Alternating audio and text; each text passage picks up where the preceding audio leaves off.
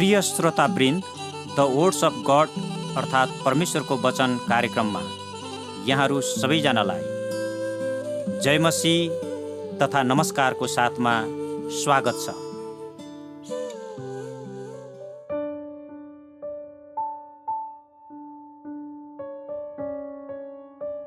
आजको वचनको शीर्षक रहेको छ क्षमाशील परिवार। कलस्सी 3:13 एउटाले अर्कालाई सहने गर, कुनै मानिसको विरुद्धमा केही दोषको कारण छ भने एक अर्कालाई क्षमा गर्ने गर, जसरी प्रभुले तिमीहरूलाई क्षमा गर्नुभएको छ त्यसरी तिमीहरूले पनि क्षमा गर्नुपर्छ। प्रिय श्रोतावृन्द, एउटा ख्रिस्टियन परिवार भनेको क्षमाशील परिवार हुनुपर्दछ। क्षमाशील परिवार हुनको लागि सबैभन्दा मुख्य कुरा सहनशील वा सहने मन भएको परिवार हो।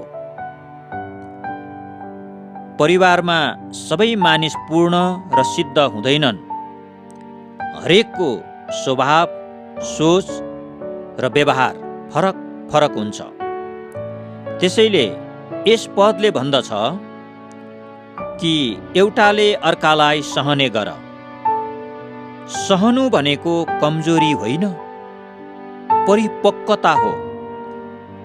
परिवारमा कहिलेकाहीँ गल्ती, गलत बुझाइ, चित्त दुखाइ, रिस हुन सक्छ।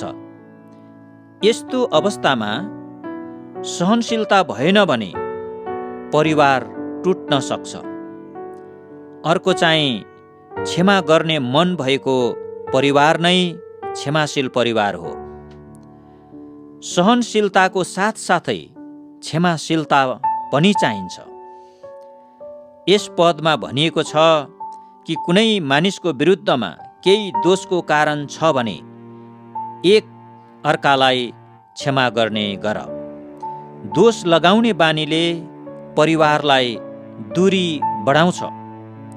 मनमा रिस र चोट राखिरहँदा सम्बन्धहरू कमजोर हुन्छन्। क्षमा गर्नु भनेको गलतलाई सही भन्नु होइन, तर मनको बोझ हटाउनु हो, हृदयको चोट निको बनाउनु हो। क्षमा बिनाको प्रेम अधुरो हुन्छ। परिवारमा माफी माग्ने र दिने संस्कृति हुनुपर्छ। सहनशील र क्षमाशील परिवारमा सानोतिनो झगडा भइहाले पनि पारिवारिक सम्बन्ध टुट्दैन। सहनशीलता र क्षमाले परिवारलाई बलियो बनाउँछ। यो परिवारलाई जोगाउने मुख्य गुण हो। यस पदको अझै सुन्दर कुरा भनेको क्षमा गर्नु, तर कसरी गर्नु भन्ने हो।